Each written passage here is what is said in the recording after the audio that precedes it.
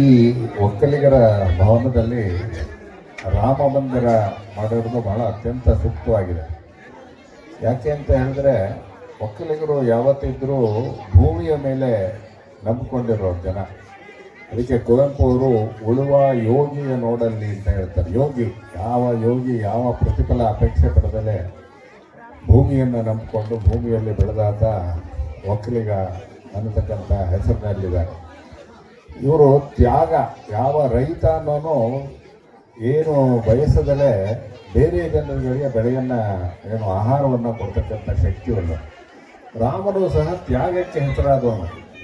ಅವನು ವನವಾಸಕ್ಕೆ ಹೋಗಬೇಕಾದಂಥ ಸಂದರ್ಭದಲ್ಲಿ ಕೈಕೇಯಿ ಹೇಳ್ತಾಳೆ, ನೀನು ತಕ್ಷಣವೇ ಹೊರಟ್ಬಿಡು ಅಂತ. ಅದಕ್ಕೆ ರಾಮ ಹೇಳ್ತಾನೆ, ನಾನು ಋಷಿ ಇದ್ದ ಹಾಗೆ ನಾನು ಒಂದು ಸಾರಿ ಮಾತು ಕೊಟ್ಟರೆ ಮತ್ತೊಂದು ಸಾರಿ ನಾನು ಬದಲಾಯಿಸೋದಿಲ್ಲ. ಪಿತೃವಾಕ್ಯ ಪರಿಪಾಲನೆಯೇ ನನ್ನ ಗುರಿ ಅಂತಕ್ಕಂಥ ಘೋಷವಾಕ್ಯವನ್ನು ಹೇಳಿದ್ದಾರೆ. ಹಾಗಾಗಿ ರಾಮ ಮಂದಿರವನ್ನು ಸ್ಥಾಪನೆ ಮಾಡಿದ್ರೆ ನಮ್ಮ ನಡವಳಿಕೆಯಲ್ಲೂ ಬದಲಾಯಿಸ್ಕೋಬೇಕು. ರಾಮ ಯಾವ ರೀತಿ ನಡ್ಕೊಂಡ, ತಂದೆ ತಾಯಿಗಳನ್ನ ಯಾವ ರೀತಿ ಗೌರವವಾಗಿ ನೋಡಿಕೊಂಡ, ನಾವು ಜೀವನದಲ್ಲಿ ಯಾವ ರೀತಿ ಇರಬೇಕು ಅನ್ನೋದು ರಾಮನಿಂದ ನಾವು ಕಲಿಬೇಕಾದಂಥ ಒಂದು ದೃಷ್ಟಿ. ಹಾಗಾಗಿ ಈ ರಾಮ ಮಂದಿರ ರಾಮ ಅಂತ ಹೇಳಿ ಗುಡಿಯಲ್ಲಿ ಇಟ್ಬಿಟ್ಟು ಪೂಜೆ ಮಾಡಿಬಿಟ್ರೆ ಅಷ್ಟೇ ಆಗೋದಿಲ್ಲ. ನಾವೆಲ್ಲರೂ ಸಹ ರಾಮನ ಹಾಗೆ ನಡವಳಿಕೆಯನ್ನು ತಿದ್ಕೋಬೇಕು. ತಂದೆ ತಾಯಿಗಳಿಗೆ ಗೌರವವನ್ನು ಕೊಡ್ತಕ್ಕಂಥದ್ದು. ಅಣ್ಣ ತಮ್ಮಂದರು ನೋಡಿ, ಇವತ್ತು ನಾವೆಲ್ಲ ವಕೀಲರು ಮಾತಾಡಿದ್ರೆ ಕೋರ್ಟ್ನಲ್ಲಿ ಕೇಸ್ಗಳು ಹಾಕ್ಬಿಡ್ತಾರೆ. ತಂದೆಗೆ ಆಸ್ತಿ ಕೊಡೋದಿಲ್ಲ.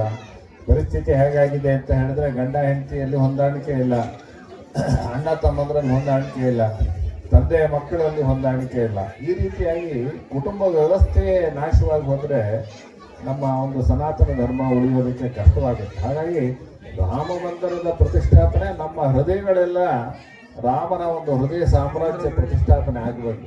ಆ ದೃಷ್ಟಿಯಲ್ಲಿ ಹಾಲಹಳ್ಳಿಯಲ್ಲಿ ಎಲ್ಲರಲ್ಲೂ ಸಹ ಶ್ರೀರಾಮಚಂದ್ರ ಎಲ್ಲರಿಗೂ ಸಕಲ ಶ್ರೇಯಸ್ಸನ್ನು ಮಾಡಲಿ. ಎಲ್ಲ ಗುರುಗಳ ಒಂದು ಸಮ್ಮುಖದಲ್ಲಿ ಇವತ್ತಿನ ದಿನ ಈ ಸಮಾರಂಭ ನಡೆದಿದೆ. ಎಲ್ಲ ಗುರುಗಳ ಆಶೀರ್ವಾದ ನಿಮ್ಮ ಮೇಲೆ ಇರಲಿ ಅಂತ ಹೇಳಿ ನಾನು ಹೇಳಲಾಗ್ತದೆ. ಕೂಡ ಬಹಳ ಸಂಘಟಕರಾಗಿ ಇಡೀ ಜಿಲ್ಲೆ, ಇಡೀ ರಾಜ್ಯದಿಂದ ಬಂದಿರುವಂತಹ ಈ ಒಂದು ವ್ಯವಸ್ಥಿತವಾಗಿ ರಾಮ ಮಂದಿರವನ್ನು ಉದ್ಘಾಟನೆ ಮಾಡಲಿಕ್ಕೆ ತಲಕಾಡು, ಬೆಂಗಳೂರು, ತುಮಕೂರು ಎಲ್ಲ ಕಡೆಯಿಂದ ಹಲವಾರು ಈ ಒಂದು ರಾಮ ಭಕ್ತರಾಗಿ ಬಂದು ರಾಮ ಮಂದಿರ ಒಕ್ಕಲಿಗರ ಸಂಘ ಆರ್ನಹಳ್ಳಿ ಹಾಗೂ ಆರ್ನಹಳ್ಳಿ ಗ್ರಾಮ ಪಂಚಾಯತ್ ಅಧ್ಯಕ್ಷರು, ಉಪಾಧ್ಯಕ್ಷರು ಮತ್ತು ಸದಸ್ಯರು ಹಾಗೂ ಸುತ್ತಮುತ್ತಲಿನ ಎಲ್ಲ ಗ್ರಾಮಸ್ಥರು ಸೇರಿಕೊಂಡು ಈ ಒಂದು ವಿನೂತನವಾದಂತಹ ಸುಮಾರು ಸನಾತನ ಸಾವಿರಾರು ವರ್ಷ ಇತಿಹಾಸ ಇರುವಂತಹ ಈ ರಾಮ ಮಂದಿರವನ್ನು ಅನೇಕ ಹಿರಿಯರು ಹಾಕೊಟ್ಟಂತಹ ಮಾರ್ಗದರ್ಶನದಲ್ಲಿ ನಾವು ಯಾವೆಲ್ಲ ರೀತಿ ಶ್ರದ್ಧೆಯಿಂದ, ಬಹಳ ಭಕ್ತಿಯಿಂದ ಈ ಜೀವನ ಸಾರ್ಥಕ ಮಾಡ್ಕೊಳ್ಬೇಕಾದ್ರೆ ಏನೆಲ್ಲ ಧರ್ಮ ಸಂಸ್ಥಾಪನೆಗೋಸ್ಕರ ಒಂದು ಜಾಗೃತವಾದಂತಹ ಸ್ಥಳವನ್ನು ಸುಮ್ಮನೆ ಎಲ್ಲ ಸ್ಥಳ ಆಗಲಿಕ್ಕೆ ಸಾಧ್ಯ ಇಲ್ಲ.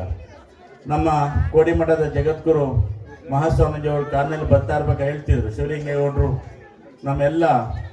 ಎಲ್ಲ ಸಮುದಾಯದ ಬಂಧುಗಳು ಇವತ್ತು ಹಳ್ಳಿಯಲ್ಲಿ ಕೂಡ ರಾಮ ಮಂದಿರವನ್ನು ನಿರ್ಮಾಣವನ್ನು ಮಾಡಿ ರಾಮ ಭಜನೆಯನ್ನು ಮಾಡಿಕೊಂಡು ಇವತ್ತು ಯಾವುದೇ ದೇವರಾಗಲಿ, ಅಶೋಕ ಅರ್ನಹಳ್ಳಿ ಅವರು ಮಾತಾಡಬೇಕಾದ್ರೆ ಹೇಳಿದ್ರು, ಭೂಮಿಯನ್ನು ನಂಬಿಕೊಂಡು ಒಕ್ಕಲತನ ಮಾಡಿಕೊಂಡು ಬಂದಿರುವಂಥ ಸಮುದಾಯ ಜನಕ ಮಹಾರಾಜನಿಗೆ ಹೊಲ ಉಳಬೇಕಾದ್ರೆ ಸಿಕ್ತಂಥ ಮಹಾತಾಯಿ ಯಾರು?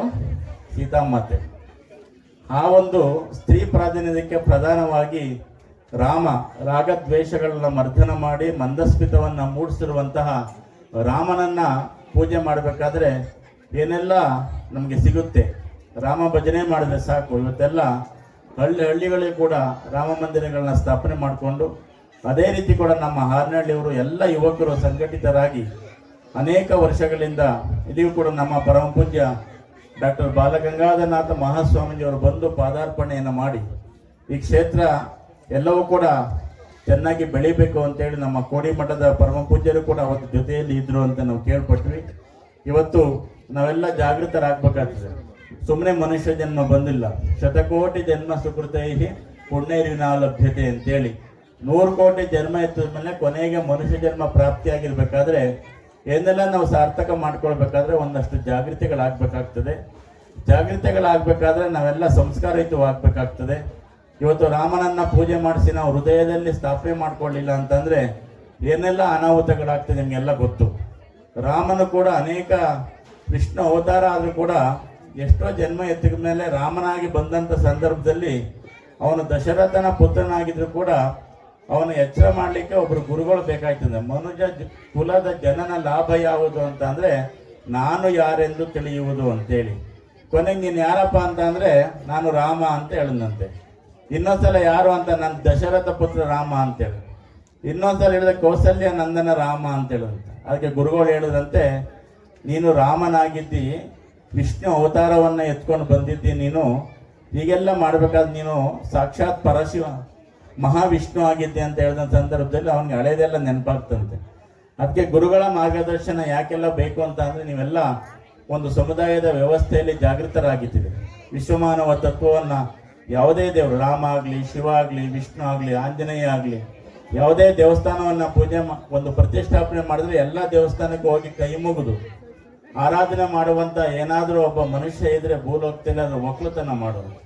ಯಾಕೆಂದ್ರೆ ಅವನಿಗೆ ಆ ದೇವರು ಈ ದೇವರು ಅಂತ ಭೇದ ಇಲ್ಲ. ಯಾವುದೇ ದೇವ್ರ ಕಳಿಸೋ ಒಂದು ತೆಂಗಿನಕಾಯಿನ ಹೊಡೆದು ಇದು ನಮ್ಮೂರು ದೇವರು ಅಂತೇಳಿ ಇವತ್ತೇನಾಗಿದೆ, ದೊಡ್ಡ ದೊಡ್ಡ ಮಹಾನ್ ಬುದ್ಧಿವಂತ ಎಲ್ಲ ಇವತ್ತೇನಾಗಿದೆ ಅಂತಂದ್ರೆ ಒಂದು ಧರ್ಮಕ್ಕೆ, ಒಂದು ಸಮಾಜಕ್ಕೆ ಒಂದು ದೇವರನ್ನ ಮಾಡ್ಕೊಂಡ್ಬಿಟ್ಟಿದ್ದಾರೆ. ಆದರೆ ರಾಮನನ್ನ ಪೂಜೆ ಮಾಡುವಂಥ ಏನು ನಮ್ಮ ಸಮುದಾಯದ ವ್ಯವಸ್ಥೆ ಇದೆಯಲ್ಲ, ಸಾಕ್ಷಾತ್ ಇವತ್ತು ಗುರುನ ತ್ರಿಮೂರ್ತಿ ರೂಪ ಸ್ವರೂಪ ಅಂತ ಹೇಳ್ತಾರೆ. ಗುರು ವಿಷ್ಣು, ಗುರು ಬ್ರಹ್ಮ, ಗುರು ವಿಷ್ಣು, ಗುರುದೇವ ಮಹೇಶ್ವರ ಅಂತೇಳಿ ತ್ರಿಮೂರ್ತಿಗಳನ್ನ ಕಾಣುವಂಥ ವ್ಯವಸ್ಥೆ ಎಲ್ಲ ಶ್ರದ್ಧೆಯ ತಾಯಂದಿರು ಕೂತಿದ್ದೀರಿ. ಆಗಲೇ ಹೇಳುದು ಅಳಿಲು ಸೇವೆ ಮಾಡಬೇಕಾದ್ರೆ ತನ್ನ ಜನ್ಮವನ್ನು ಸಾರ್ಥಕ ಮಾಡ್ಕೊಳ್ತು ಅಂತೇಳಿ. ಹೀಗೆ ಸೀತಾ ಅಪಹರಣ ಆದಂಥ ಸಂದರ್ಭದಲ್ಲಿ, ಲಂಕೆಗೆ ಸೇತುವೆಯನ್ನು ಕಟ್ಟುವಂಥ ಸಂದರ್ಭದಲ್ಲಿ ಎಲ್ಲ ಕಪಿ ಸೈನ್ಯಗಳು ಏನು ಮಾಡ್ತಿದ್ವು ಅಂತಂದ್ರೆ ಒಂದು ದೊಡ್ಡ ದೊಡ್ಡ ಬಂಡೆಗಳಿಗೆ ರಾಮ ರಾಮ ರಾಮ ಅಂತ ಬರೆದ್ರು ಎಲ್ಲ ಸಮುದ್ರಕ್ಕೆ ಹಾಕ್ತಿದ್ವಂತೆ. ಎಲ್ಲ ಬಂಡೆಗಳು ತೇರ್ತಿದ್ವಂತೆ. ಅವಾಗ ರಾಕ್ಷಸ ಸೈನ್ಯರೆಲ್ಲ ಹೋಗಿ ರಾವಣ ಹತ್ರ ಪ್ರಶ್ನೆ ಮಾಡೋದಂತೆ. ಅಲ್ಲಿ ನೋಡಿ ಕಪಿಗೆಲ್ಲ ರಾಮ ಅಂತ ಬರೆದ್ರು, ಬಂಡೆಗಳೆಲ್ಲ ಸಮುದ್ರಕ್ಕೆ ಹಾಕ್ತಾ ಇರ್ಬೇಕಾದ್ರೆ ಎಲ್ಲ ಸಮುದ್ರದಲ್ಲಿ ದೊಡ್ಡ ದೊಡ್ಡ ಬಂಡೆಗಳು ತೇರ್ತಾ ಇದ್ದಾವೆ, ಬನ್ನಿ ನೀವು ಹಾಕಿ ನಿಮ್ಮಲ್ಲೇ ಸತ್ಯ ಇದೆ ನೋಡ್ಬೇಕು ಅಂತೇಳಿ ಎಲ್ಲ ರಾಕ್ಷಸರು ಪ್ರಶ್ನೆ ಮಾಡಿದ್ರಂತೆ. ಅವಾಗ ಬಹಳ ತಲೆನೋವು ಬತ್ತಂತೆ ಅವನಿಗೆ, ಏನಪ್ಪ ಮಾಡೋದಿದು, ಏನ್ ಮಾಡೋದು ಅಂತ ಎಲ್ಲ ಸಮುದ್ರಕ್ಕೆ. ಇಲ್ಲಾಂದ್ರೆ ಅವ್ರ ಜೊತೆ ಹೋಗ್ಲಿಲ್ಲ ಅಂತಂದ್ರೆ ಅನಾಹುತ ಆಗ್ತದೆ. ರಾಕ್ಷಸಿ ನಾವು ನಮ್ಮ ರಾಜ್ಯಕ್ಕೆ ಶಕ್ತಿ ಇಲ್ಲ ಅಂತ ತಿಳ್ಕೊಬಿಡ್ತಾರೆ. ಅದಕ್ಕೆ ಬನ್ನಿ ಅಂತೇಳಿ ಸಮುದ್ರ ದಡಕ್ಕೆ ಕರ್ಕೊಂಡೋಗಿ ನೀವೊಂದು ಬಂಡೆ ಹಾಕಿ ಅಂತೇಳಿ ಎಲ್ಲ ರಾವಣನ ಪ್ರಶ್ನೆ ಮಾಡ್ಬೇಕಾದ್ರೆ ರಾವಣನು ಕೂಡ ಒಂದು ದೊಡ್ಡ ಬಂಡೆಯನ್ನು ಎತ್ತು ಸಮುದ್ರಕ್ಕೆ ಹಾಕಿದ್ನಂತೆ. ಅದು ಕೂಡ ತೇಲಿಕ್ಕೆ ಶುರು ಆಯ್ತಂತೆ.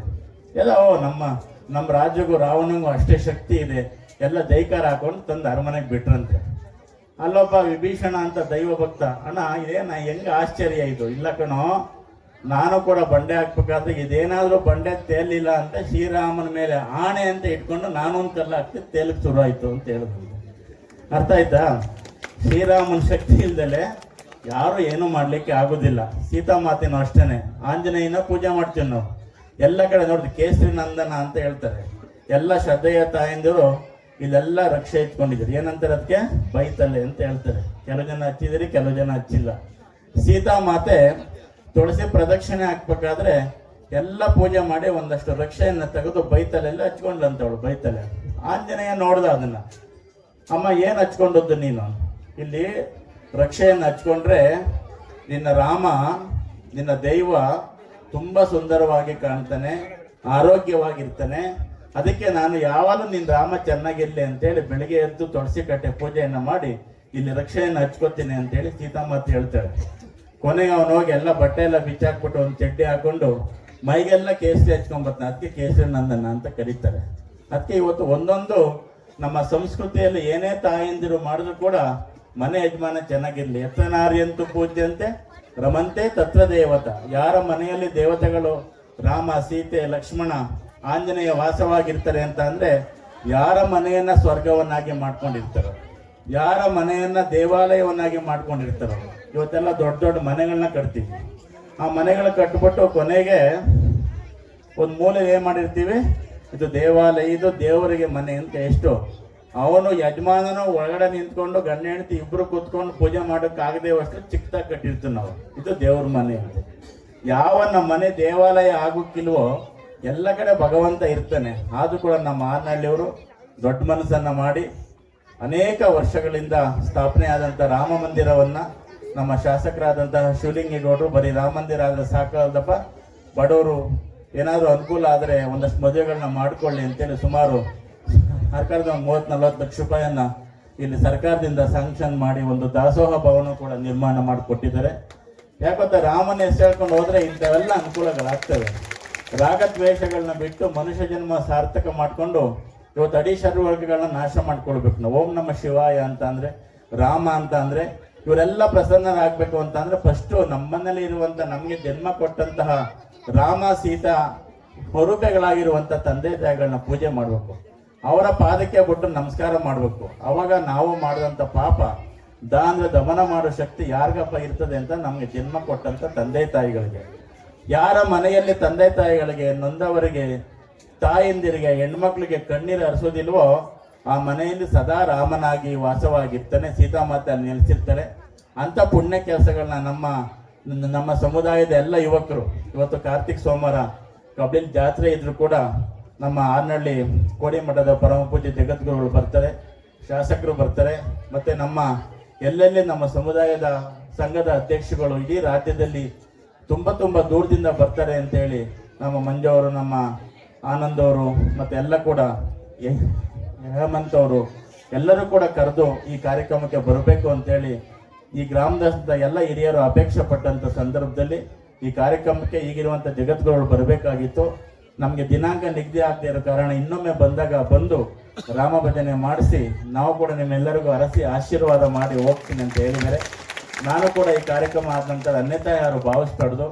ನಮಗೆ ಸಮಯವನ್ನ ನೀವು ಮೊದಲು ಮಾತಾಡಿ ಹೋಗಿ ಅಂತೇಳಿ ನಮ್ಮ ಬಗ್ಗೆ ವಿಸ್ತಾರವಾಗಿ ಇದರಿಂದ ಏನು ಯಾತಕ್ಕೆ ಶ್ರೀರಾಮಚಂದ್ರ ಪುರುಷೋತ್ತಮ ಅಂತ ಕರೆದರು, ಆದರ್ಶ ವ್ಯಕ್ತಿ ಅಂತ ಕರೆದರು. ಯಾತಕ್ಕೆ ಅಂದರೆ ದಶಾವತಾರವನ್ನು ಮಾಡಿದ ವಿಷ್ಣು ದಶಾವತಾರ ಮಾಡಿದಾಗ ಅವನು ಹಿರಣ್ಯಕಶಿಪುವನ್ನು ಸಂಹಾರ ಮಾಡಲಿಕ್ಕೆ ನರಸಿಂಹಾವತಾರದಲ್ಲಿ ಬಂದ. ಇದು ಪುರಾಣದಲ್ಲಿ ಬರುತ್ತೆ. ನರಸಿಂಹಾವತಾರದಲ್ಲಿ ಬಂದಾಗ ಹಿರಣ್ಯಕಶಿಪುವನ್ನು ಕೊಂದ ಮೇಲೆ ಅವನಿಗೆ ಭಾಳ ಆನಂದ ಆಗುತ್ತೆ, ಖುಷಿ ಆಗುತ್ತೆ. ಅವನು ಭೂಮಿ ಬಿಟ್ಟು ಹೋಗೋದಿಲ್ಲ. ಕಾಡು ಮೇಡಿನಲ್ಲಿ ಸಹಿತ ಅಲದಾಡ್ತಾ ಇರ್ತಾನೆ. ಆವಾಗ ದೇವತೆಗಳೆಲ್ಲ ಸೇರಿ ಪರಮಾತ್ಮನ ಹತ್ರ ಹೋಗ್ತಾರೆ. ವಿಷ್ಣು ಇಲ್ಲದೆ ಇರೋದ್ರಿಂದ ವೈಕುಂಠ ಖಾಲಿಯಾಗಿದೆ, ವಿಷ್ಣು ಬೇಕು ರಕ್ಷಣೆಗೆ ಅಂತ. ಆವಾಗ ಪರಮಾತ್ಮ ಶರಭಾವತಾರದಲ್ಲಿ ಬಂದ ಅಂತ. ಶರಭಾವತಾರ ಅಂದರೆ ಹಾಲು ಕಾಯಿದ ಪ್ರಾಣಿ ಬಂದು ಅಲ್ಲಿ ನರಸಿಂಹಾವತಾರದ ವಿಷ್ಣುವಿಗೂ ಶಿವನಿಗೆ ಯುದ್ಧ ಆಗ್ತದೆ, ಗಲಾಟೆ ಆಗ್ತದೆ, ಹೋರಾಟ ಆಗ್ತದೆ, ಯಾರೂ ಸೋಲೋದಿಲ್ಲ. ಆವಾಗ ವಿಷ್ಣು ದೊಡ್ಡ ಒಂದು ಗರ್ಜನೆ ಮಾಡ್ತಾನೆ, ಶಬ್ದ ಮಾಡ್ತಾನೆ. ಶಬ್ದ ಏನಾಯಿತು ಅಂದರೆ ಆ ಅಡವಿಯಲ್ಲೆಲ್ಲ ಕೂಗ್ತು. ಅಲ್ಲಿ ಒಂದು ಆಶ್ರಮ ಇತ್ತು, ಭೃಗ ಮಹರ್ಷಿ ಅಂತ ಒಬ್ಬ ಆಶ್ರಮ ಇದ್ದ. ಅವನ ಹೆಂಡತಿ ಗರ್ಭವತಿಯಾಗಿದ್ದ. ಈ ವಿಷ್ಣುವಿನ ಗರ್ಜನೆಯ ಕೇಳಿದ ಕೂಡಲೇ ಆಕೆ ಹೊಟ್ಟೆಗಿದ್ದಂಥ ಮಗು ಅಬಾರ್ಷನ್ ಆಗಿಬಿಡ್ತು. ಅವನು ಬರ್ತಾನೆ, ಮುನಿ ನೋಡ್ತಾನೆ, ಈಗ ನನ್ನ ಹೆಂಡತಿ ಗರ್ಭಪಾತವಾಗಿದೆ, ಇದಕ್ಕೆ ಕಾರಣ ಯಾರು ಅಂತೇಳಿ ಅವರು ಯಾರೇ ಆಗಿದ್ರೂ ಸಹಿತ ಅವರಿಗೆ ಪೂರ್ವದ ಸ್ಮರಣೆ ಮರೆತು ಹೋಗಲಿ ಅಂತ ಶಾಪ ಕೊಟ್ಬಿಡ್ತಾನೆ. ಅವನ ಹೆಂಡತಿ ಕೇಳ್ತಾಳೆ, ತ್ರಿಮೂರ್ತಿಗಳಾಗಿದ್ರೇನು ಅವ್ರಿಗೂ ಮರೆತು ಹೋಗಿಬಿಡ್ಲಿ ಅಂತ. ಯೋಗಿ ಆದವನಿಗೆ, ಸನ್ಯಾಸಿ ಆದವನಿಗೆ, ತಪಸ್ವಿ ಆದವನಿಗೆ ಯಾರು ಭಯನೂ ಇಲ್ಲ, ತ್ರಿಮೂರ್ತಿಗಳು ಭಯನೂ ಇಲ್ಲ. ಯೋಗ ಶಕ್ತಿ ಅಂತಹದ್ದು. ಆವಾಗ ಇದು ನರಸಿಂಹವಾಗಿರ್ತಕ್ಕಂಥ ವಿಷ್ಣು ಗೊತ್ತಾಗ್ತದೆ, ಶಿವನಿಗೆ ಗೊತ್ತಾಗ್ತದೆ. ಅವರಿಬ್ಬರು ಸೇರಿಕೊಂಡು ಆ ಮುನಿಯ ಆಶ್ರಮಕ್ಕೆ ಬರ್ತಾರೆ. ನೋಡಿ, ಈಗ ನಡೆದು ಹೋಯಿತು ಆತಾಚರ್ಯ. ಗರ್ಜನೆ ಮಾಡಿದವನು ನರಸಿಂಹಾವತಾರದಕ್ಕಂಥ ವಿಷ್ಣು ಇದ್ದಾನೆ. ಈಗ ಪೂರ್ಜನ ಸ್ಮರಣೆ ಮರೆತು ಹೋಗಲಿ ಅಂದರೆ ಇನ್ನು ಅವನು ವಿಷ್ಣು ಆಗಲಿಕ್ಕಾಗೋದಿಲ್ಲ, ನಿಮ್ಮ ಶಾಪ ಫಲಿಸ್ತದೆ. ಅದಕ್ಕೆ ಏನಾದ್ರು ಒಂದು ಪರ್ಯಾಯ ಹೇಳಿ. ಅವನ ಮುನಿ ಒಪ್ಪೋದಿಲ್ಲ. ನನ್ನ ವಂಶದ ಕುಡಿಯಲ್ಲಿ ನೀ ಕಳೆದಿರುವಾಗ ನಿನಗೆ ನಾನು ಕ್ಷಮಿಸಲ್ಲ ಅಂತಾನೆ. ಆವಾಗ ಮತ್ತೆ ವಿಷ್ಣುವನು ಹೇಳ್ತಾನೆ, ನಿಮ್ಮ ಮಾತು ಸತ್ಯ ಆಗ್ತದೆ, ಋಷಿಗಳು ಆಡಿದ ಮಾತು ಸುಳ್ಳಾಗೋದಿಲ್ಲ, ಅದಕ್ಕೊಂದು ಅವಕಾಶ ಕೊಡಿ. ಏನು ಇದು? ನರಸಿಂಹಾವತಾರ, ಮುಂದೆ ರಾಮಾವತಾರದಲ್ಲಿ ಬರ್ತೀನಿ, ರಾಮಾವತಾರದಲ್ಲಿ ಬಂದಾಗ ನಿಮ್ಮ ಶಾಪವನ್ನು ತಗೊಳ್ತೀನಿ. 9 ಅವತಾರದಲ್ಲಿಯೂ ಸಹಿತ ನಾನು ದೇವರು, ನಾನು ವಿಷ್ಣು, ದೈವಾಂಶ ಸಂಭೂತ ಅಂತ ಅವನಿಗೆ ಗೊತ್ತಿರುತ್ತೆ. ಈ ರಾಮಾವತಾರದಲ್ಲಿ ಬಂದಾಗ ಮಾತ್ರ ಅದು ಗೊತ್ತಾಗಲ್ಲ. ಯಾತಕ್ಕೆ ಅಂದರೆ ಆ ಭವಿಷ್ಯ ಮಹರ್ಷಿಯ ಶಾಪ, ಆ ಶಾಪದಿಂದ ಈ ರಾಮಾವತಾರದಲ್ಲಿ ಬಂದು ಏನು ಮಾಡಿದ? ಆದರ್ಶ ವ್ಯಕ್ತಿಯಾದ, ಪುರುಷೋತ್ತಮ ಅನಿಸ್ಕೊಂಡ. ಆ ಎಮ್ಮೆಜರ್ ಹೇಳ್ದಂಗೆ, ನಮ್ಮ ಬಾಬು ಎಲ್ಲ ಹೇಳ್ದಂಗೆ, ಈ ಅವತಾರದಲ್ಲಿ ಮನುಷ್ಯನ ನಿಜ ಗುಣಗಳನ್ನು ಒಂದು ಕಡೆ ಅರಣ್ಯಕಾಂಡದಲ್ಲಿ ಬರಿತಾನೆ. ಭರತ ರಾಜ, ಇವರು ರಾಮ ಕಡಿಮಿದಿರ್ತಾನೆ. ಅವಾಗ ಭರತ ಅವನು ಕಾಣ್ಲಿಕ್ಕೆ ಹೋಗ್ತಾನಂತೆ. ಆ ಕಾಣಕ್ಕೆ ಹೋದಾಗ ಮೊದಲನೇ ಪ್ರಶ್ನೆ ಕೇಳ್ತಾನಂತೆ ರಾಮ ಭರತನಿಗೆ, ನನ್ನ ರಾಜ್ಯದಲ್ಲಿ ಮುನಿಗಳು, ಋಷಿಗಳು, ಆಶ್ರಮಗಳು, ಹೋಮಗಳು ಚೆನ್ನಾಗಿ ನಡೀತಾವ, ಗೋವುಗಳು ಚೆನ್ನಾಗಿದ್ದಾವ, ಕೆರೆ ಕಟ್ಟೆಗಳು ತುಂಬಿದ್ದಾವೆ, ರೈತರೆಲ್ಲ ಚೆನ್ನಾಗಿದ್ದೀರಾ ಅಂದರೆ ಒಬ್ಬ ರಾಜ ನನಗೆ ಬೋಧನೆ ಮಾಡ್ತಕ್ಕಂಥ ಅದು ಅರಣ್ಯಕಾಂಡದಲ್ಲಿ ಬರ್ತದೆ. ಹಾಗಾಗಿ ಈ ಶ್ರೀರಾಮಚಂದ್ರ ಈ ಅವತಾರದಲ್ಲಿ ಮಾನವೀಯ ವ್ಯಕ್ತಿಯಾಗಿದ್ದರೂ ಸಹಿತ ಆದರ್ಶ ಗುಣವನ್ನು ಹೊಂದಿ ಸತ್ಯ ಪರಿಪಾಲನೆಯನ್ನು ಮಾಡಿ ಮನುಷ್ಯನಿಗೆ ಏನು ಬೇಕು ಅದನ್ನು ಕೊಟ್ಟಂತ ಇರ್ತಕ್ಕಂಥ ವ್ಯಕ್ತಿತ್ವ ಇದು ರಾಮಾಯಣದಲ್ಲಿ ಬರುವಂಥ. ಮತ್ತು ಎಮ್ಮೆಲ್ಲರು ಹೇಳಿದ್ರು ಎಲ್ಲ ಕಡೆ ಗಲಾಟೆ ರಾಕ್ಷಸ ಅಂತಾರೆ. ಆವಾಗ ವಿಶ್ವಾಮಿತ್ರ ದಶರಥರನ್ನು ಹೋದಂತೆ, ರಾಕ್ಷಸರ ಗಾವಳಿ ಹೆಚ್ಚಾಗಿದೆ, ರಾಮನ ಕಳಿಸು, ಸ್ವಲ್ಪ ಗಲಾಟೆ ಕಮ್ಮಿ ಮಾಡಲಿ. ಅದಕ್ಕೆ ವಿಶ್ವಾಮಿತ್ರ ಹೇಳಿದ್ನಲ್ಲ, ದಶರಥ ಹೇಳಿದ್ನಂತೆ, ರಾಮನ ಕಳಿಸಿದ್ರೆ ಏನಾಗುತ್ತೆ? ಹೋರಾಟ ಆಗುತ್ತೆ, ಯುದ್ಧ ಆಗುತ್ತೆ, ಆ ರಕ್ತಪಾತ ಬೇಡ, ಶಾಂತಿ, ರಾಮ ಅಂದರೆ ಪ್ರೀತಿ ಕಳಿಸಿಕೊಡ್ತೀನಿ ಅಂತ ಹೋದಂತ ಬರುತ್ತಲ್ಲಿ. ಇಲ್ಲಿ ನಮ್ಮ ಈ ಊರಿನಲ್ಲಿ ಈ ಸಮಾಜ ಅಚ್ಚುಕಟ್ಟಾದ ಸಮಾಜ. ನಾನು ಈ ಊರಿಗೆ ಬಂದು 65 ವರ್ಷ ಆಯಿತು. ಈ ಸಮಾಜದ ಎಂತೆಂಥ ಹಿರಿಯರಿದ್ದರು. ಕೃಷ್ಣಪ್ಪ ಅಂತ ಒಬ್ಬರಿದ್ರು, BA ಕೃಷ್ಣಪ್ಪ ಅಂತ, ತಾಲ್ಲೂಕು ರಾಜಕೀಯನೇ ಮಾಡೋಕೆ ಆತ, MLA ಮಾಡ್ತಿದ್ರು ಆತ. ಆಮೇಲೆ ರಿಕಂಡಯ್ಯ ಅಂತೆಲ್ಲ ಇದ್ದರು, ನರಸಿಂಹಪ್ಪ ಅಂತಿದ್ರು, ಭಾಳ ಅಪ್ಪಾಜಿ, ಇವರೆಲ್ಲ ಭಾಳ ಒಳ್ಳೆ ಆದರ್ಶ ವ್ಯಕ್ತಿಗಳಾಗಿದ್ದರು. ಪುಟ್ಟಮ್ಮ ಅಂತ ಒಂದು ಅಜ್ಜಿ ಇತ್ತು, ಅವರು ಶಾನುಭವರು, ಅವ್ರ ಮುಂದೆ ಏನು ಮಾಡೋಕ್ಕಾಗಲ್ಲ, ಅಷ್ಟು ಬುದ್ಧಿಯ ಮುಂದೆ ನಮ್ಮ ಹತ್ರ ಬಂದು ನಮ್ಮ ಮಠದ ಪಕ್ಕದಲ್ಲೇ ಅವ್ರ ಜಮೀನು, ಸ್ವಾಮೀಜಿ ಮಾರಾಟ ಮಾಡ್ತಿದ್ದೀನಿ, ನೀವು ತಗೊಳ್ಳಿ, ನಮಗೆ ಬೇಡ ಕಣ, ಇಲ್ಲ ನಾನು ಕೊಟ್ಟರೆ ಮಠಕ್ಕೆ ಕೊಡೋದು, ಬೇರೆಯವ್ರಿಗೆ ಕೊಡೋದಲ್ಲ ಅಂತೇಳಿ ಹಠ ಮಾಡಿ ನಮಗೆ ಅಜ್ಜಿ ಕೊಡೋ ಮಕ್ಕಳೆಲ್ಲ ಇದ್ದಾರೆ, ಕೃಷ್ಣಮೂರ್ತಿ ಹೀಗೆಲ್ಲ ಇದ್ದಾರೆ. ಹೀಗಾಗಿ ಈ ಸಮಾಜ ನಮ್ಮ MLA ಮತ್ತು ನಿಮ್ಮೆಲ್ಲರ ಪ್ರೀತಿ ವಾಸದಿಂದ ಒಂದು ರಾಮ ಮಂದಿರ, ಇದು ರಾಮ ಮಂದಿರ ಅಲ್ಲ, ಇದು ಪ್ರೇಮ ಮಂದಿರ ಆಗಿ ಸಮಸ್ತ ಮನುಕುಣಕ್ಕೆ ಒಳ್ಳೆಯದಾಗಿ ಹಾರೈಸಿ ನಮ್ಮ ಭಂಡಾರಗಳ ಕಲ್ಪನೆ ಅತ್ಯಂತ ಮಹತ್ವವಾಗಿರ್ತಕ್ಕಂಥದ್ದು. ಯಾಕೆ ಈ ಗುಡಿಗುಂಡಾರಗಳನ್ನು ಕಟ್ತಾರೆ ಅಂತ ಹೇಳಿದ್ರೆ, ನಮ್ಮ ಜನ ಅದರ ಮುಖಾಂತರ ಶ್ರದ್ಧೆ ಮತ್ತು ಭಕ್ತಿ ಹಾಗೂ ಶಾಂತಿಯನ್ನ ಪಡ್ಕೊಳ್ಳಿ ಅಂತೇಳಿ. ಈ ಶಾಂತಿ ಎನ್ನುವಂಥದ್ದು ಎಲ್ಲಿ ಸಿಗ್ತದೆ ಸ್ವಾಮಿಗಳೇ? ಅಂಗಡಿಲಿ ಸಿಕ್ಕದ ಶಾಂತಿ ಖಂಡಿತ ಸಿಕ್ಕೋದಿಲ್ಲ. ಶಾಂತಿ ಎನ್ನುವಂಥದ್ದನ್ನ ನಮ್ಮಲ್ಲೇ ನಾವು ಕಂಡುಕೊಳ್ಬೇಕಾಗ್ತದೆ. ಎಷ್ಟೋ ಸಲ ನಿಮಗೆ ಬೇಜಾರಾದಾಗ, ನೋವಾದಾಗ ನೀವು ಶಾಂತಿಯನ್ನು ಹುಡುಕ್ತೀರಿ, ಆದರೆ ಅದು ಸಿಗೋದಿಲ್ಲ. ಒಮ್ಮೆ ಹಿಂಗಾಗ್ತದೆ, ಅರಸೀಕೆರೆ ಅಂತ ರೈಲ್ವೆ ಸ್ಟೇಷನ್ನಿಗೆ ಅಮೇರಿಕದ ಒಬ್ಬ ವ್ಯಕ್ತಿ ಬರ್ತಾನೆ. ಈ ಭಾರತ ದೇಶವನ್ನ ನಾನು ಸುತ್ತಬೇಕು, ಇಲ್ಲಿಯ ಸಂಸ್ಕೃತಿಯನ್ನ ನಾನು ನೋಡಬೇಕು ಅಂತೇಳಿ ಆತ ಬರ್ತಾನೆ. ಬಂದಂಥ ಸಂದರ್ಭದಲ್ಲಿ ಆ ಒಂದು ರೈಲ್ವೆ ಸ್ಟೇಷನ್ನಿನ ಒಂದು ಬೆಂಚಿನ ಮೇಲೆ ಅತ್ಯಂತ ಒಳ್ಳೆಯ ನಿದ್ರೆಯನ್ನ ನಮ್ಮ ಭಾರತೀಯ ಮನುಷ್ಯ ಮಾಡ್ತಾ ಇರ್ತಾನೆ.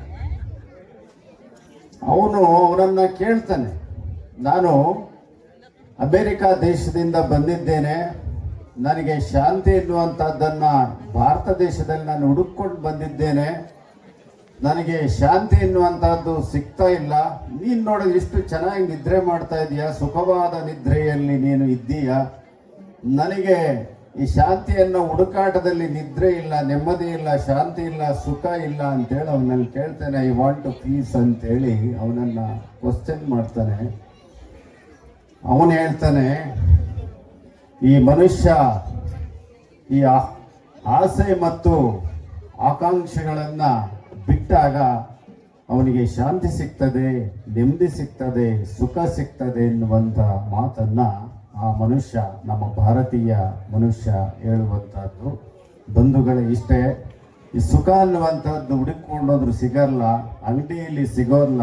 ಅದು ನಮ್ಮಲ್ಲೇ ನಾವು ಹುಡುಕೊಂಡ್ರೆ ಶಾಂತಿ ಎನ್ನುವಂಥದ್ದು ಸಿಗ್ತದೆ, ನೆಮ್ಮದಿ ಅನ್ನುವಂಥದ್ದು ಸಿಗ್ತದೆ ಎನ್ನುವಂಥ ದೃಷ್ಟಿಯಲ್ಲಿ ಇಂಥ ಒಂದು ಗುಡಿಗುಂಡಾರಗಳನ್ನು ಕಟ್ಟುವಂಥದ್ದು. ಬಸವಣ್ಣನವರು ಹೇಳ್ತಾರೆ, ಏನು ಹೇಳ್ತಾರೆ? ಯಾವಾಗ ನೀವು ದೇವಸ್ಥಾನಗಳನ್ನು ಕಟ್ಟಬೇಕು, ಯಾವಾಗ ಭಗವಂತನ ಸ್ಮರಣೆಯನ್ನು ಮಾಡಬೇಕು, ಯಾವಾಗ ನೀವು ಒಳ್ಳೆಯ ವಿಷಯಗಳನ್ನು ಕಲ್ತ್ಕೋಬೇಕು ಅಂತೇಳಿ ಅವ್ರು ಹೇಳ್ತಾರೆ, ನೆರೆ ಕೆನ್ನೆಗೆ ತೆರೆ ಗಲ್ಲಕ್ಕೆ ಶರೀರ ಗುಡು ಹೋಗದ ಮುನ್ನ, ಕಾಲ ಮೇಲೆ ಕೈಯ ನೂರಿ ಕೋಲು ಹಿಡಿಯುವ ಮುನ್ನ, ಮುಪ್ಪಿಂದೊಪ್ಪ ಒಳೆಯದ ಮುನ್ನ, ಮೃತ್ಯು ಮುಟ್ಟದ ಮುನ್ನ ಪೂಜಿಸು ನಮ್ಮ ಕೂಡಲ ಸಂಗಮ ದೇವನ ಅಂತೇಳಿ ಬಹಳಷ್ಟು ಸರಳವಾಗಿ ಕನ್ನಡದಲ್ಲಿ ಅವ್ರು ಹೇಳ್ತಾರೆ. ಯಾವಾಗ ದೇವ್ರ ಪೂಜೆ ಮಾಡ್ಬೇಕು ನೀವು? ಇವತ್ತು ನಮ್ಮ ಜನ ಯಾವ ರೀತಿ ಆಗಿದ್ದಾರೆ ಅಂತ ಹೇಳಿದ್ರೆ, ದೇವಸ್ಥಾನಗಳು ಅಂತ ಹೇಳಿದ್ರೆ ಒಂದು 50 ವರ್ಷ ದಾಟಿದವ್ರಿಗೆ, ಮಠ ಮಂದಿರಗಳು ಅಂತ ಹೇಳಿದ್ರೆ ವಯಸ್ಸಾದವ್ರಿಗೆ ನಮ್ಗೆ ಯಾಕೆ ಬೇಕು ಅನ್ನುವಂಥ ಒಂದು ಪದ್ಧತಿ ನಮ್ಮಲ್ಲಿ ಇರುವಂಥದ್ದು. ಅದಕ್ಕೆ ಬಸವಣ್ಣನವರು ಅವಾಗ ನೀನು ಮಾಡಿದರೆ ಪ್ರಯೋಜನ ಇಲ್ಲ, ನಿನ್ನಲ್ಲಿ ಶಕ್ತಿ ಯಾವಾಗಿರ್ತದೆ, ಭಕ್ತಿ ಯಾವಾಗಿರ್ತದೆ, ಶ್ರದ್ಧೆ ಯಾವಾಗಿರ್ತದೆ, ವಯಸ್ಸು ಯಾವಾಗಿರ್ತದೆ, ಅದಕ್ಕೆ ನೀನು ಮಾಡಬೇಕು. ಅದಕ್ಕೆ ಹೇಳಿರೋರು, ನೆರೆ ಕೆನ್ನೆಗೆ ತೆರೆಗಲ್ಲಗೆ ಶರೀರ ಗೂಡು ಹೋಗದ ಮುನ್ನ, ಕಾಲ ಮೇಲೆ ಕೈಯ ನೂರಿ ಕೋಲು ಹಿಡಿಯುವ ಮುನ್ನ, ಮೃತ್ಯು ಮುಟ್ಟದ ಮುನ್ನ ಪೂಜಿಸು ನಮ್ಮ ಕೂಡಲ ಸಂಗಮ ದೇವನ ಅಂತೇಳಿ ಬಸವಣ್ಣನವರು ಹೇಳಿರುವಂಥದ್ದು. ಆ ನಿಟ್ಟಿನಲ್ಲಿ ರಾಮ ಮಂದಿರದ ನಿರ್ಮಾಣ ಆಗಿದೆ. ನಾವೆಲ್ಲ ಚಿಕ್ಕವರಿಂದ ಇಲ್ಲಿ ಹಂಚಿನ ಮನೆ ಇತ್ತು. ಇಲ್ಲಿ ಒಬ್ಬರು ಮಾಸ್ಟರ್ ಇದ್ರು, ಅವ್ರ ಹೆಸರೇನೋ ನಾನು ಮರ್ತಿದ್ದೀನಿ, ರಂಗಪ್ಪ ಅಂತ ಕಾಣುತ್ತದೆ. ಇದನ್ನ ಕೂಲಿ ಮಠ ಅಂತ ಕರೀತಾ ಇದ್ರು ಈ ಜಾಗ, ಹಂಚಿನ ಮನೆ. ಇಲ್ಲಿ ಏನು ನಡೀತಾ ಇತ್ತು ಅಂತ ಹೇಳಿದ್ರೆ, ಯಾರು ದಡ್ಡಿರ್ತಾರೆ, ಯಾರು ಮನೆಯಲ್ಲಿ ಓಡಾಡಿರ್ತಾರೆ, ಯಾರು ಸರಿಯಾಗಿ ಓದ್ತಾ ಇರಲ್ಲ ಅಂಥವ್ರನ್ನ ಕರ್ಕೊಂಬಂಡು ಅವ್ರ ಕೈ ಕೊಟ್ಬಿಡ್ತಿದ್ರು ಕೂಲಿ ಮಠಕ್ಕೆ. ಅಲ್ಲಿ ಒಂದಿಷ್ಟು ಮರಳು ಹಾಕೊಂಡಿದ್ರು. ಆ ಮರಳ ಮೇಲೆ ಅಕ್ಷರಗಳನ್ನು ತಿದ್ದಬೇಕು, ಅಲ್ಲಿ ಪಾಠವನ್ನು ಕಲಿಬೇಕು, ಅವ್ರ ಕಡೆ ಒದೆ ತಿಂದು ಹೋಗಬೇಕು ಅಂತ ಒಂದು ಕೂಲಿ ಮಠ ಇವತ್ತು ರಾಮ ಮಂದಿರ ಆಗಿರುವಂಥದ್ದು ಈ ಊರಿನ ಒಂದು ಶ್ರೇಷ್ಠತೆ ಅಂತೇಳಿ ಈ ಸಂದರ್ಭದಲ್ಲಿ ನಾನು ಭಾವಿಸ್ಕೊಳ್ತೇನೆ. ಹಾಗೆ ಇಲ್ಲಿ ಒಂದು ದೊಡ್ಡ ಬೇವಿನ ಮರ ಇತ್ತು.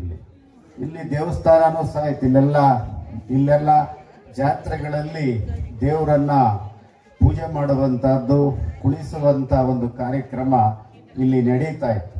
ನಾವು ಚಿಕ್ಕ ಹುಡುಗ ಇದ್ದಂಥ ಸಂದರ್ಭದಲ್ಲಿ ಒಮ್ಮೆ ಆದಿಚುಂಚನಗಿರಿಯ ಮಾಸ್ವಾಮಿಗಳವರು ಅಂಗಡಿ ಸಿದ್ದಣ್ಣ ಅಂತ ಇತ್ತು. ಅವ್ರದ್ದೇ ಈ ಭಾಗಕ್ಕೆ ದೊಡ್ಡ ಮನೆ, ಅವರು ಸಿದ್ದಣ್ಣನ ಮನೆಗೆ ದೊಡ್ಡ ಮನೆ ಅದು. ಅಲ್ಲಿ ಹೆಬ್ಬಾಗ್ಲ ಹತ್ರ ಅವ್ರದ್ದೊಂದು ಅಂಗಡಿ ಇತ್ತು. ತಿಮ್ಮಪ್ಪ ಅಂತ ಅವ್ರ ತಮ್ಮ ಅಂತ ಕಾಣುತ್ತದೆ. ಅವರಿಬ್ಬರು ಅಂಗಡಿಯ ವ್ಯಾಪಾರವನ್ನು ಅಲ್ಲಿ ಮಾಡ್ತಾ ಇದ್ರು. ಅವರ ಮನೆಗೆ ಗುರುಗಳು ಬಂದಿರುವಂಥ ಒಂದು ನೆನಪು. ಇಂಥ ಒಂದು ಊರಿನಲ್ಲಿ ಈ ಒಂದು ಕಾರ್ಯಕ್ರಮ ನಡೆಯುವಂಥದ್ದು ಬಹಳಷ್ಟು ಶ್ರೇಷ್ಠವಾಗಿರುವಂಥದ್ದು. ಆ ನಿಟ್ಟಿನಲ್ಲಿ ನಮ್ಮ ಶಿವಲಿಂಗೇಗೌಡರು ಸಹ ಇಲ್ಲಿ ಸಹಾಯಹಸ್ತವನ್ನು ನೀಡಿರುವಂಥದ್ದು ಭಾಳ ದೊಡ್ಡದು. ಯಾಕಂತೇಳಿದ್ರೆ ನಾನು ಬಹಳಷ್ಟು ಸಲ ಹೇಳ್ತಾ ಇರ್ತೇನೆ, ಯಾವುದೇ ಒಂದು ಅರಸೀಕೆರೆಯ ಯಾವುದೇ ಒಂದು ಪುಟ್ಟ ಹಳ್ಳಿಗೆ ಹೋದರೂ ಸಹ ಅಲ್ಲಿ ಒಂದು ಕಾಂಕ್ರೀಟ್ ನಮಗೆ ಕಣ್ಣಿಗೆ ಬೀಳ್ತದೆ. ಆ ಕಾಂಕ್ರೀಟಿನ ಒಬ್ಬ ಶಿಲ್ಪಿ ಯಾರು ಅಂತ ಹೇಳಿದ್ರೆ ಅವರು ಶಿವಲಿಂಗೇಗೌಡರು ಅಂತೇಳಿ ನಾವು ಭಾವಿಸ್ಕೊಳ್ಬೇಕಾಗ್ತದೆ. ಒಕ್ಕಲಿಗರ ಸಂಘ ಬಹಳ ವರ್ಷಗಳಿಂದ ಹೋರಾಟವನ್ನು ನಡೆಸಿ ಒಂದು ಭವನವನ್ನು ಕಟ್ಕೊಂಡಿದ್ದಾರೆ. ರಾಮ ಮಂದಿರ ಇವತ್ತು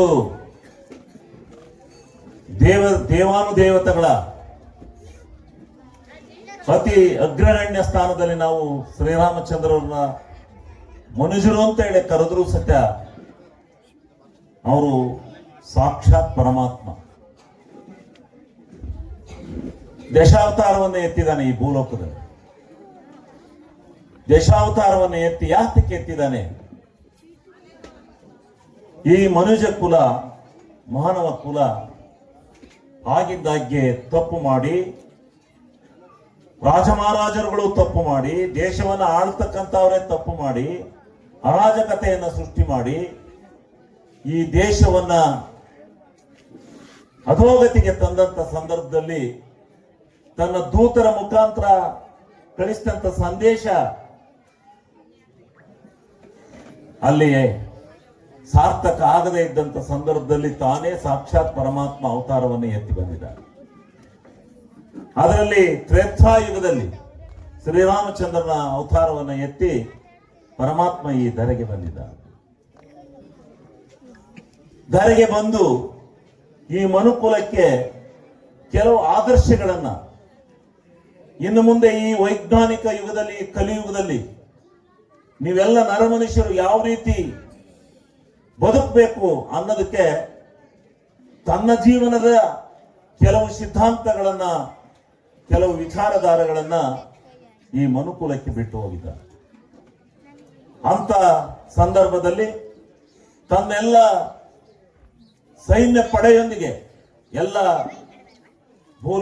ದೇವಲೋಕದಲ್ಲಿದ್ದಂತ ಎಲ್ಲರನ್ನ ಕರ್ಕೊಂಡು ಒಬ್ಬೊಬ್ಬರಿಗೆ ಒಂದು ಪಾತ್ರವನ್ನು ಕೊಟ್ಕೊಂಡು ಪರಮಾತ್ಮ ಕಲಿಯುಗದಲ್ಲಿ ಈ ತ್ರೇತಾಯುಗದಲ್ಲಿ ಶ್ರೀರಾಮಚಂದ್ರನಾಗಿ ಅವನಿಗೆ ಗೊತ್ತಿರುತ್ತೆ ಮುಂದೆ ಕಲಿಯುಗ ಬರ್ತಾ ಇದೆ.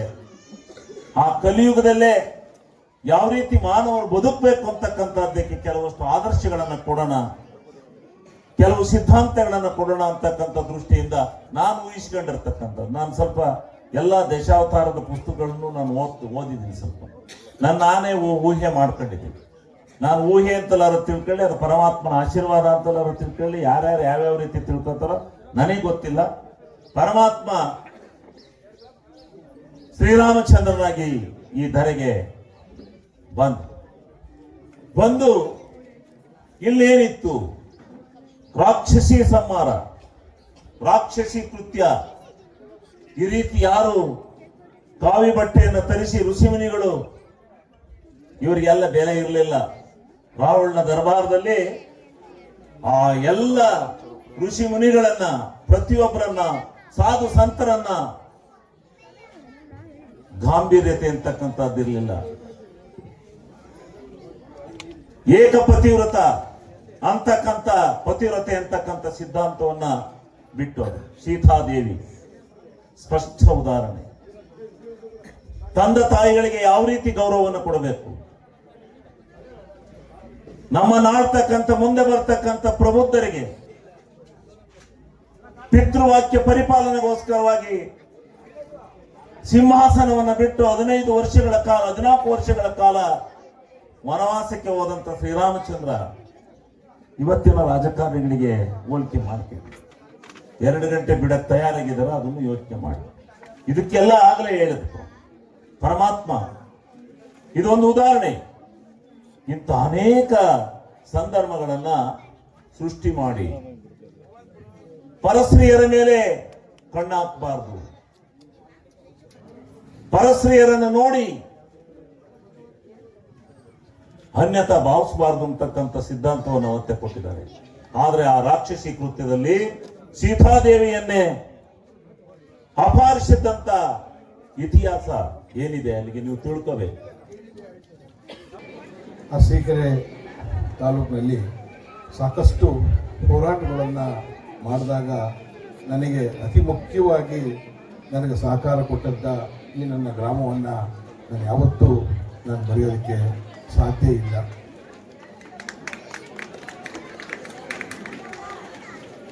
ಈ ಒಂದು ಹಾರ್ನಹಳ್ಳಿನಲ್ಲಿ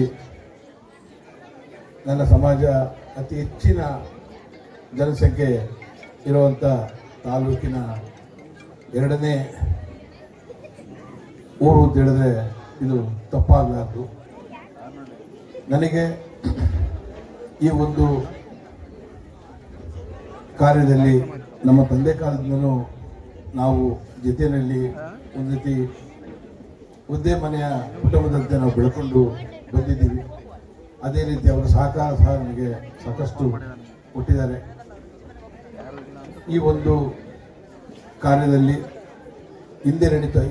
ಹಿಂದೆ ಒಂದು ಭವನವನ್ನು ಅವರು ನಿರ್ಮಾಣ ಮಾಡ್ತಾ ಇದ್ದಾರೆ. ಆ ಒಂದು ಕಾರ್ಯಕ್ಕೂ ಸಹ ನನ್ನೆಲ್ಲ ಸಹಕಾರವನ್ನು ನಾನು ಕೊಡೋದಕ್ಕೆ ಮುಂದೆ ಬಂದಿರ್ತೇನೆ. ಇದೇ ಸಂದರ್ಭದಲ್ಲಿ ಈ ಒಂದು ಕಾರ್ಯಕ್ರಮವನ್ನು ಇಷ್ಟೊಂದು ಅಚ್ಚುಕಟ್ಟಾಗಿ ವ್ಯವಸ್ಥೆ ಮಾಡಿ ಎಲ್ಲ ಪೂಜ್ಯರನ್ನು ಕರೆಸಿ ಎಲ್ಲ ಅತಿಥಿಗಳನ್ನು ಕರೆಸಿ ತುಂಬ ಅಚ್ಚುಕಟ್ಟಾಗಿ ವ್ಯವಸ್ಥಿತವಾಗಿ ಮಾಡಿದಂಥ ನನ್ನ ಎಲ್ಲ ಸನ್ಮಿತ್ರರಿಗೂ ಹಾಗೂ ನನ್ನ ಎಲ್ಲ ಸ್ನೇಹಿತರುಗಳಿಗೂ ನಾನು ಮತ್ತೊಮ್ಮೆ ಅಭಿನಂದನೆಯನ್ನು ಸಲ್ಲಿಸಿ ಈ ಒಂದು ಕಾರ್ಯಕ್ರಮ ಯಶಸ್ವಿಗೆ ಕಾರಣವಾದ ಎಲ್ಲ ನನ್ನ ಗ್ರಾಮಸ್ಥರಿಗೂ ನಾನು ಮತ್ತೊಮ್ಮೆ ಅಭಿನಂದನೆ ಸಲ್ಲಿಸಿ ನನ್ನ ಮಾತನ್ನು ಮುಗಿಸ್ತೀನಿ. ಬಹಳ ಅದ್ಭುತವಾಗಿ ನಿರ್ಗಮಿಸಿದ ಹೇಳಿ ಆಶೀರ್ವಚನ ನೀಡಿ ನಿರ್ಗಮಿಸಿದಂಥ ಶಂಭುನಾಥ ಸ್ವಾಮೀಜಿಯವರು ಬಹಳ ತುಂಬ ಚೆನ್ನಾಗಿ ಶ್ರೀರಾಮನ ಬಗ್ಗೆ ಮಾತಾಡಿದರು. ಆದರೆ ನಾನು ಶ್ರೀರಾಮನ ಅರ್ಥ ಮಾಡ್ಕೊಂಡಂಗೆ ಎರಡು ಮಾತುಗಳನ್ನು ಹೇಳ್ತೀನಿ. ಅಕಸ್ಮಾತ್ ನಾನು ಹೇಳಿದ ತಪ್ಪಾದರೆ ಮತ್ತೋರ್ವ ಜಗದ್ಗುರುಗಳಾದ ಕೋಡಿಮಠ ಸ್ವಾಮೀಜಿಗಳು ಅದನ್ನು ತಿದ್ದುತ್ತಾರೆ. ನಾನು ಶ್ರೀರಾಮನ ಅರ್ಥ ಮಾಡ್ಕೊಂಡಂಗೆ ಶ್ರೀರಾಮ ಬೇರೆ ಯಾರೂ ಅಲ್ಲ, ವಿಷ್ಣುವಿನ ಅವತಾರ. ವಿಷ್ಣು ದೇವರು, ಶ್ರೀರಾಮ ದೇವರಲ್ಲ, ಅವತಾರ ಪುರುಷ. ಆದರೂ ದೇವರು ಅಂತ ನಾವು ಸಾವಿರಾರು ವರ್ಷಗಳಿಂದ ಪೂಜೆ ಮಾಡ್ಕೊಂಡು ಬರ್ತಾ ಇದ್ದೀವಿ.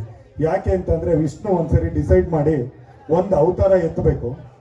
ಆ ಅವತಾರ ಇಡೀ ಮನುಕುಲ ಇರೋವರೆಗೂ, ಮಾನವ ಇರೋವರೆಗೂ ಕೂಡ ಆ ಜೀವನ, ಒಬ್ಬ ಅವತಾರ ಪುರುಷ ಜೀವನ ಮಾಡಿದಂಥ ಜೀವನ ಮಾದರಿಯಾಗಿ ಉಳ್ಕೋಬೇಕು ಈ ಭೂಮಿ, ಈ ಮನುಕುಲ ಇರೋವರೆಗೂ ಅಂತ ಡಿಸೈಡ್ ಮಾಡಿ ಎತ್ತಿದಂಥ ಅವತಾರ ಶ್ರೀರಾಮನ ಅವತಾರ. ಅದಕ್ಕೋಸ್ಕರನೇ ಹೇಳೋದು ರಾಮನಾಗಿ ಬದುಕಬೇಕು ಅಂತ ಹೇಳಿ. ಅದು ದೇವರಾಗಿ ವಿಷ್ಣುವಿನಾಗಿ ಬದುಕ್ಬೋದು ಅಂತ ಹೇಳ್ಬೋದು. ದೇವರಾಗಿ ಬದುಕಬೇಕು, ಮಾನವರು ದೇವರಾಗಿ ಬದುಕಕ್ಕಾಗಲ್ಲ ಅನ್ನೋ ಕಾರಣಕ್ಕೆ ಶ್ರೀರಾಮನ ಬಗ್ಗೆ ಎಲ್ಲರೂ ಬದುಕ್ಬೋದು. ಮನುಕುಲ ಇರೋವರೆಗೂ ಶ್ರೀರಾಮನ ಥರ ಪ್ರತಿಯೊಬ್ಬ ಮಾನವ ಕೂಡ ಬದುಕಬಹುದು ಅಂತ ತೋರ್ಸೋದಕ್ಕೆ ಶ್ರೀರಾಮನ ಒಂದು ಅವತಾರನ ಎತ್ತಿ ವಿಷ್ಣು ಶ್ರೀರಾಮನಾಗಿ ಬದುಕಿದ್ದು. ಶ್ರೀರಾಮ ಯಾವ ರೀತಿ ಬದುಕಿದ್ರು ಅಂತಂದ್ರೆ ತಂದೆ ತಾಯಿಗಳ ಮಾತುಗಳಿಗೆ ಕಟ್ಟಿಬಿದ್ದು ಕಾಡಿಗೆ ಹೋಗುವಂತ ಸನ್ನಿವೇಶ ಬಂದ್ರೂ ಕೂಡ ಹಿಂದೆ ಮುಂದೆ ಯೋಚನೆ ಮಾಡ್ದಲೇನೆ ಕಾಡಿಗೆ ಹೋದಂತ ಮಹಾನ್ ಪುರುಷ ಶ್ರೀರಾಮ. ನಾವು ಕೂಡ ಅದೇ ರೀತಿ ಬದುಕಲಿ, ಎಲ್ಲ ಹಿರಿಯರ ಮಾರ್ಗದರ್ಶನದಂತೆ ನಡೀಲಿ ಅನ್ನೋ ಕಾರಣಕ್ಕೆ ಆ ಒಂದು ಅವತಾರವನ್ನ ಎತ್ತಿ ಅವತ್ತಿನ ಏನೇನು ರಾವಣ ಸಂಹಾರ ಇರ್ಬೋದು, ಬೇರೆ ಏನಿರ್ಬೋದು, ಅದಕ್ಕೆಲ್ಲದಕ್ಕೂ ಕಾರಣ ಇರ್ಬೋದು. ಆದರೂ ಕೂಡ ಮಾನವರು ಬದುಕಿರೋವರೆಗೂ ಶ್ರೀರಾಮನ ಪೂಜೆ ಮಾಡಿ ಅವನ ಥರ ಮಾದರಿ, ಅವ್ರ ಥರ ಬದುಕಬೇಕು ಅನ್ನೋ ಕಾರಣಕ್ಕೆ ಶ್ರೀರಾಮನ ಅವತಾರ ಎತ್ತಿ ನಮಗೆಲ್ಲ ತೋರಿಸಿ ಆ ವಿಷ್ಣು ಶ್ರೀರಾಮನ ಕೊನೆವರೆಗೂ, ವಿಷ್ಣುವಿನ ದೇವಸ್ಥಾನಗಳು ಎಷ್ಟಿದ್ದಾವೆ ಭೂಮಿ ಮೇಲೆ, ಆದರೂ ಕೇವಲ ಬೆರಳೆಣಿಕೆ ಎಷ್ಟು. ಅದೇ ಶ್ರೀರಾಮನ ದೇವಸ್ಥಾನ ಪ್ರತಿ ಊರಲ್ಲೂ ಇದೆ ಅಂತಂದ್ರೆ ಜನ ಅವರನ್ನ ಮಾದರಿಯಾಗಿ ಇಟ್ಕೊಳ್ಳಿ ಅನ್ನೋ ಕಾರಣಕ್ಕೆ ನಮಗೆ ಅವತಾರ ಎತ್ತಿ ತೋರಿಸಿದ್ದಾನೆ ಅನ್ನೋ ಮಾತನ್ನ ನಾನು ಈ ಸಂದರ್ಭದಲ್ಲಿ ಹೇಳ್ತಾ, ನಾವೆಲ್ಲರೂ ಕೂಡ ಶ್ರೀರಾಮನ ಥರ ಬದುಕಕ್ಕಾಗೋದಿಲ್ಲ, ಆದರೂ ಕೂಡ ಅದನ್ನು ಅನುಸರಿಸ್ಕೊಂಡು ಬದುಕಲಿ. ನಿಮ್ಗೆಲ್ಲರಿಗೂ ಆ ಭಗವಂತ ವಿಷ್ಣು ಶ್ರೀರಾಮ ತಮ್ಗೆಲ್ರಿಗೂ ಒಳ್ಳೇದು ಮಾಡಲಿ, ನೀವೆಲ್ಲ ಅವನನ್ನು ಅನುಸರಿಸಿ ಬದುಕ್ರಿ ಅಂತ ಹೇಳ್ತಾ ನಾನು ನನಗೆ ಕೊಟ್ಟಂಥ ಅವಕಾಶದಲ್ಲಿ ಎರಡು ಮಾತುಗಳನ್ನಾಡಿ ನಿಮ್ಗೆಲ್ಲರೂ